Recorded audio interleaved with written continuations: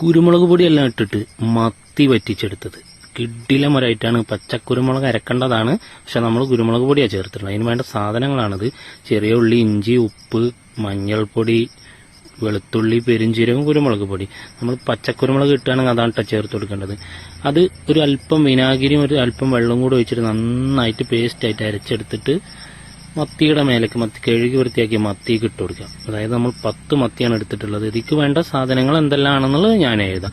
മൊത്തമായിട്ട് ആ മസാല മത്തിയമ്മ നന്നായിട്ട് തേച്ച് പിടിപ്പിച്ചിട്ട് ഒരു ചട്ടി അടുപ്പത്ത് വെച്ചിട്ട് അതിൽ ഒരു വാഴയുടെ ഇല ഇറക്കി വെച്ചതിന് ശേഷം വെളിച്ചെണ്ണ ഒഴിച്ചിട്ട് അത് മൊത്തമായിട്ടൊന്ന് ആക്കിയെടുത്തിട്ട് ഈ മത്തി മൊത്തം അതിൽ പരത്തി വെക്കുക.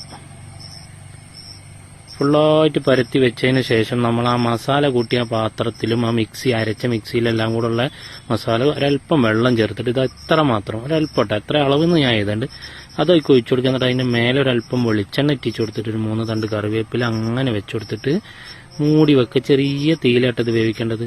ഇടയ്ക്കൊന്ന് തുറന്ന് നോക്കിയാൽ നമുക്ക് കാണാം അത് തിളച്ച് വരുന്നുണ്ട്. ഈ വെള്ളം ഒന്ന് വറ്റി വന്നതിന് ശേഷം അതിന് മേലെ കൂടി അല്പം കൂടി വെളിച്ചെണ്ണ ഇട്ടിച്ചു കൊടുക്കുക. വെന്തിട്ടുണ്ടാവും കേട്ടോ.